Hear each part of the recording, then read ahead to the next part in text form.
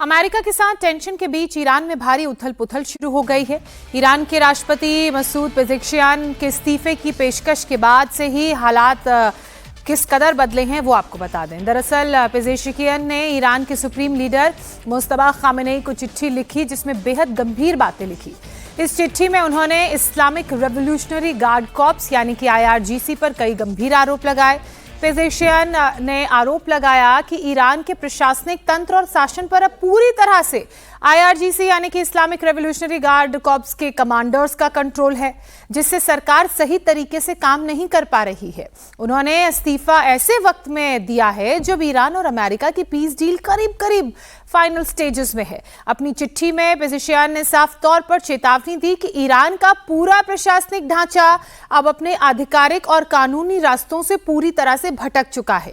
देश के बड़े और बेहद अहम नीतिगत फैसलों से राष्ट्रपति और उनकी चुनी हुई सरकार को पूरी तरह से दरकिनार कर दिया गया और IRGC के भीतर मौजूद चरमपंथी गुटों ने देश के तमाम मामलों को अपने हाथों में ले लिया है।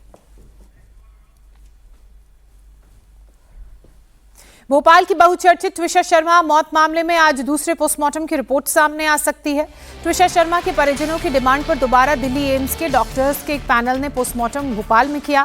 ट्विशा की पहली पोस्टमार्टम रिपोर्ट में डेथ बाय हैंगिंग की तरफ इशारा था, लेकिन अब आज दूसरी पोस्टमार्टम रिपोर्ट के सामने आने के बाद ट्विशा की मौत की मिस्ट्री को सुलझाने में CBI को आसानी होगी। इधर ट्विशा शर्मा के पति समर्थ सिंह और सास गिरिबाला सिंह से CBI की रिमांड में पूछताछ जारी है। अब खबर महाराष्ट्र के रायगढ़ से, जहां मुंबई पुणे एक्सप्रेसवे पर ट्रक और कंटेनर में भीषण टक्कर हो गई। हादसा खोपोली इलाके में हुआ। हादसे में 2 लोगों की मौत हो गई जबकि एक बुजुर्ग महिला गंभीर रूप से घायल है। टक्कर इतनी भीषण थी कि कंटेनर एक्सप्रेसवे पर पलट गया, जिसकी वजह से मुंबई पुणे एक्सप्रेसवे की एक साइड की जो सड़क है वो पूरी तरह से बंद हो गई, रास्ता बंद हो गया। घटना के बाद मौके पर पहुंची पुलिस ने कड़ी मशक्कत के बाद फंसे हुए लोगों को निकाला, ट्रक को रास्ते से हटाया और ट्रैफिक सुचारू किया।